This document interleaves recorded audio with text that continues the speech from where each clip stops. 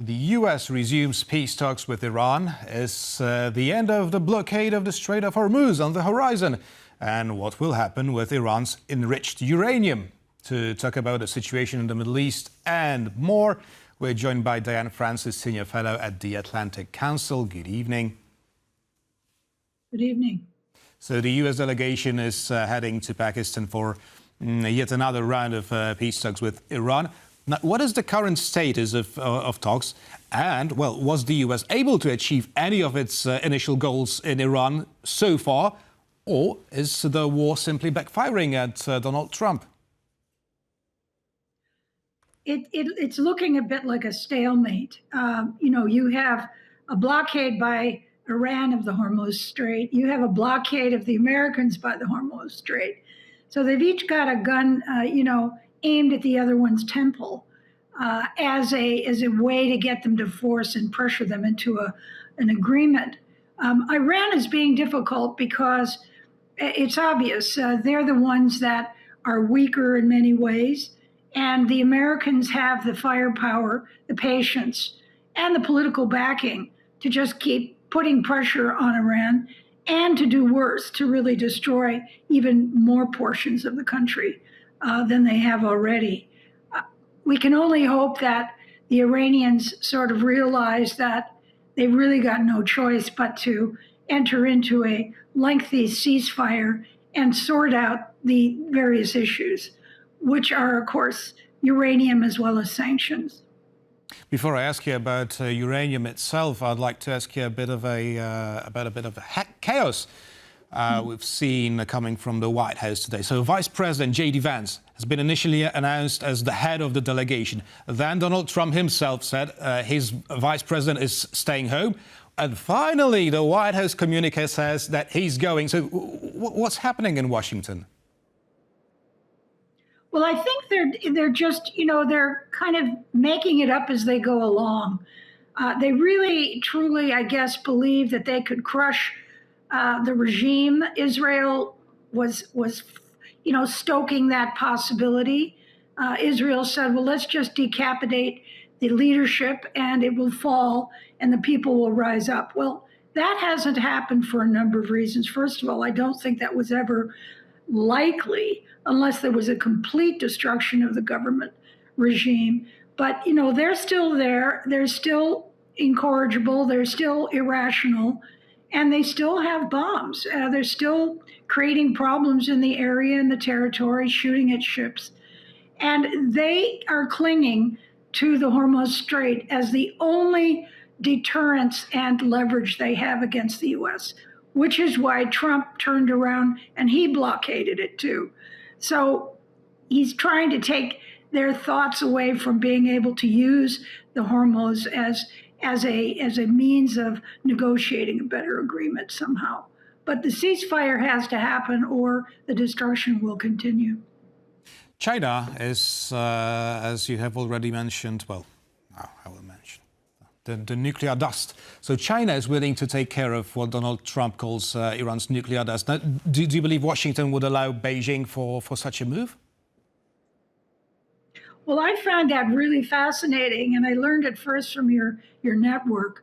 China is picking a spot here, which is a sweet spot, because they're saying, look, we want the Strait of Hormuz opened. Obviously, they're disadvantaged more than anybody by the situation right now. And they're saying, okay, let's regime change, they're not touching, but they're saying if uranium is the issue, we will either send a team in to take that uranium out of Iran and give it to, the Western or the nuclear people, watchdogs, or we will destroy it. We will degrade it so it can't be turned into bombs. So they're getting involved as a third party to come in. They're not neutral. I mean, obviously they're pals of Iran. And it makes it more palatable. I think it's very hard for Iran to let a contingent of American military boots on the ground come in and take the uranium, and that may lead to a wider war. So I think the Chinese offer is worth considering and very interesting. Now, if the U.S. indeed reaches a deal with Iran next week, Should we expect Steve Witkoff and Jared Kushner in Kiev soon? We can only hope. I mean, it's really quite shocking that you have two people negotiating who are not professional diplomats or negotiators, but businessmen, straddling talks between two wars. This is humanly impossible, excuse me.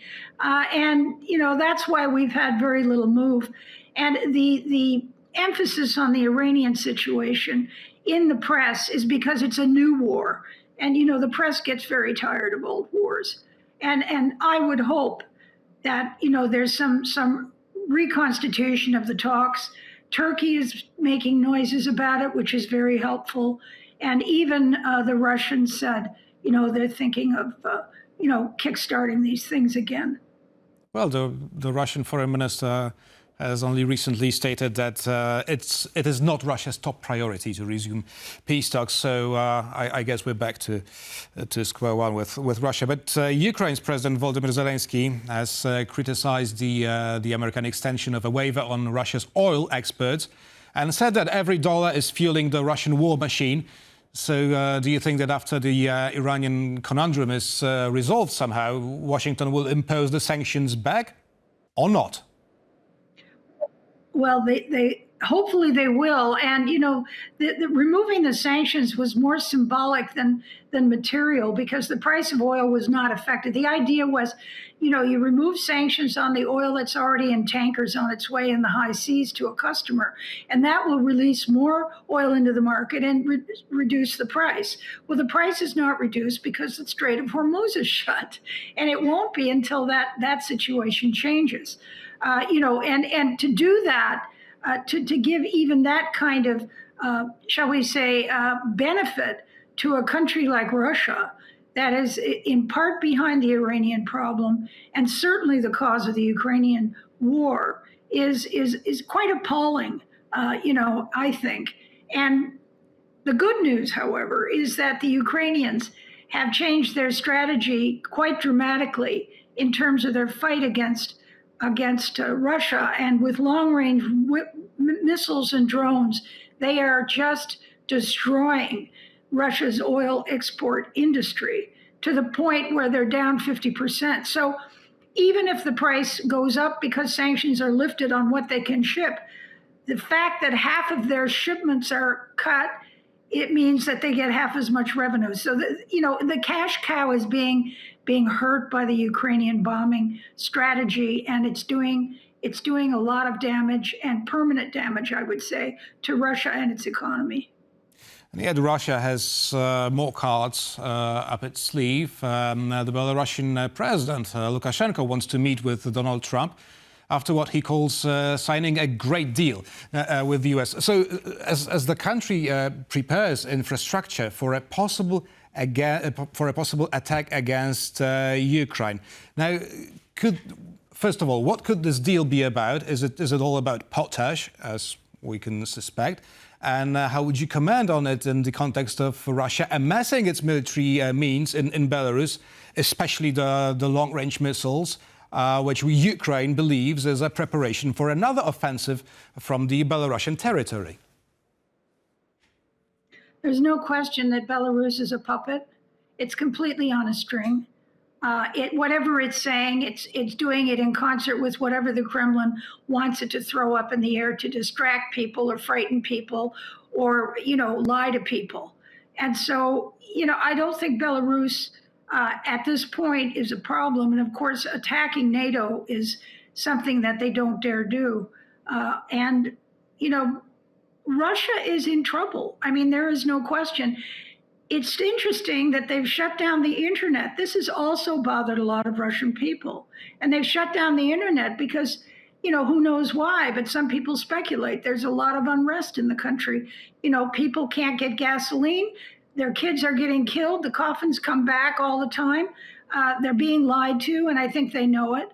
And so, I think that these could be some little last-minute desperate attempts to get somehow the West to back off helping Ukraine. Well, I don't think it's going to work. And Belarus is really not, I don't think, a power. And if it does become a problem, then it can be invaded too. Let's hope it is just as you say it is, especially in the context of Russia. Diane Francis, Senior Fellow at the Atlantic Council, was our guest this evening. Thank you very much. It was a pleasure. Thank you. And thank you for watching, and stay with us for more interviews and news here on TVP World.